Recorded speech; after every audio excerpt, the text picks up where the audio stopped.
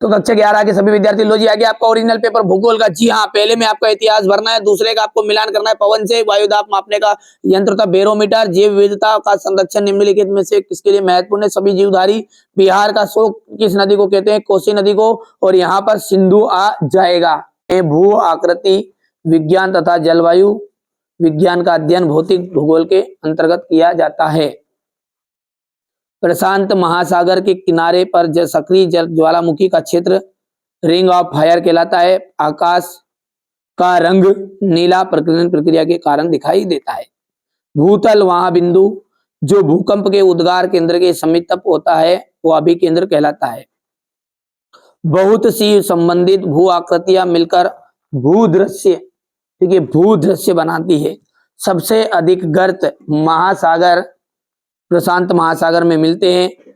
संवहन धारा सिद्धांत है, ठीक है, आर्थर होम्स है। यहाँ से देखिए संवहन धारा सिद्धांत सब ये आपको बढ़िया से कंप्लीट कर लेना है। पृथ्वी की त्रिज्या, यहाँ से एक वाक्य में उत्तर है। मेरा जो उद्देश्य वो यही है कि आप अच्छे अंक प्राप्त करो। सुनामी आने का प्रमुख कारण क्या, भूकंप है क्या, बिल्कुल सत्य बात है।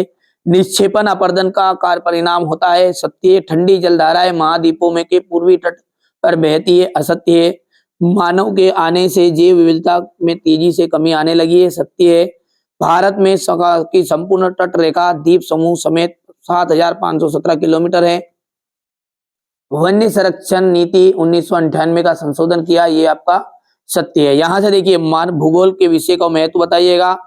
भू विक्षेपी पवने क्या है, निरपेक्ष आर्द्रता क्या होती है, प्रजाति विविधता से क्या तात्पर्य, जैव विविधता संरक्षण की आवश्यकता क्यों है, आपदा क्या है, आपदा के प्रकार, पश्चिमी तटीय मैदान में के कई डेल्टा क्यों नहीं है, डेल्टा किसे कहते हैं, वर्तमान में आपदाओं की सुभेद्यता क्यों बढ़ गई है, पूर्वी भारत की बाढ़ पश्चिमी भारत की बाढ़ से अलग कैसे होती है, तापक्रम के व्युत्क्रम को समझाइएगा, पवनों की दिशा व वेग को प्रभावित करने वाले कारक, महासागर की लवणता को प्रभावित करने वाले कोई 3 कारक आपको लिखना है, ठीक है।